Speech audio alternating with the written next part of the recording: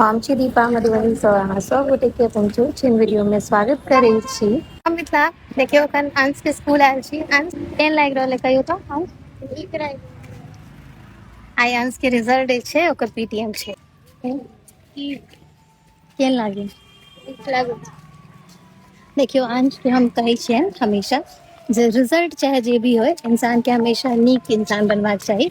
और हमरा ई है कि रिजल्ट में मार्क्स जे हेतै, लेकिन अंश जे छै से पहिलेसँ नीक कऽ चुकल छै। एहि लए जे पैंडेमिक एखन कनि दिन पहिले जे हमरा से जुड़ल छथिन, जे भेल छलै घरमे सिचुएशन, ओहि सिचुएशन में भी अंश बहुत नीक तरीकासँ रहलखिन, तऽ ओ एक असल परिणाम और रिजल्ट छै ने, बुझलियै।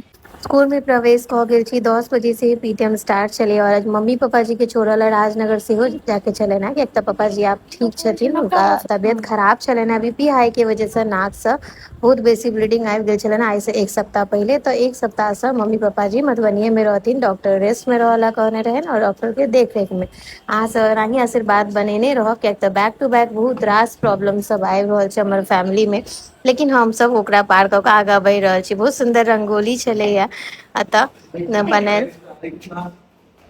एहिठमन हम सब रंगोली देखैत अंदर कक्षा में जतऽ रिजल्ट भेलटा वाला ओतऽ जा रहल छी।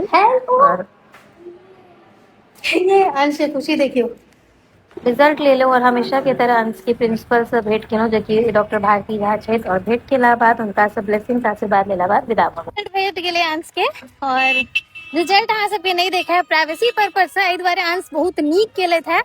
एक्सपेक्टेशन उम्मीद से बेसी नीक केलथि है, बट प्राइवेसी ले रिजल्ट नहीं देखा रहल छी। या तो हमरा मानना है कि बच्चा के स्कूल में हाँ जे नहीं ई छै ना, जे अहाँ अगर कोनो बच्चा के रिजल्ट ना सामने में सब आबै छै, तो बाकी बच्चा के भी प्रेशर क्रिएट होय छै, और ओही बच्चा के भी प्रेशर क्रिएट होय छै। और हम अपन अंश के ई बिल्कुल भी प्रेशर नहीं देबऽ चाहै छै। हम चाहै छी अंश जे केलखिन है और नीक करथिन, या हमर और अंश के दुनू के लक्ष्य है ने। अंश कहाँ छै? तऽ देखेबे ना करै छी से बात।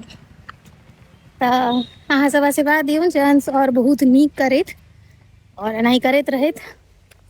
एकर बाद जे छै से हम सब एलहुँ हैं नर्सरी में, देखबै छी एकटा ने उजरा देने रहे, की नाम छलै? इंद्रकमल समथिंग। हाँ हाँ, ओ हमर बड नीक पकड़ायल है, बड नीक देलहुँ हैं अहाँ फूल। हैं ओ हमरे सास ससुर छथिन।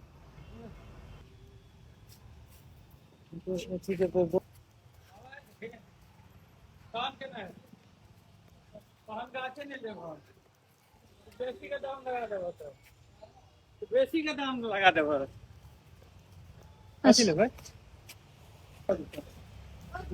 हां कौन अहाँ काल्हि खुनी जो हम गंधराज लेन के फोटो देने रहिए, वो देखियो ओकर गाछ हैया छै, एमे एखन छोट छोट छै।